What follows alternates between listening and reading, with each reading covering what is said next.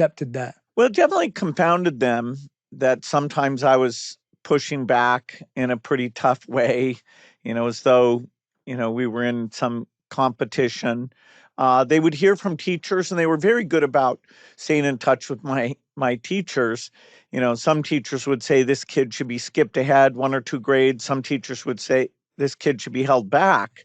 Dr. Cressy was so encouraging to me in general, and then got across.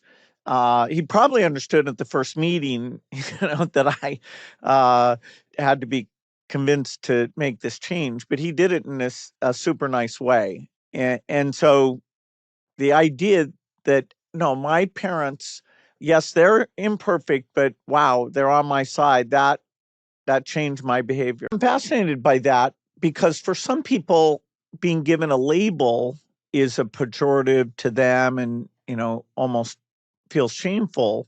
Although we know, being on the spectrum gives you, almost some superpowers of concentration that if you find the right place, it can be helpful. Other people, they're glad when they get that because then they say, oh, that's why my social skills were slowed to develop. And, here's some strategies that people like me have used. I'm not alone in this. I fit into this, and it's actually a reasonably common thing. There isn't like some medicine, ADHD, which I probably also would have been diagnosed with. They do have the Focalin, Adderall, a variety of things they give kids for that. And I still wonder about that. I haven't chosen as an adult to get a diagnosis or use those medicines. I think eventually you learn to, adapt.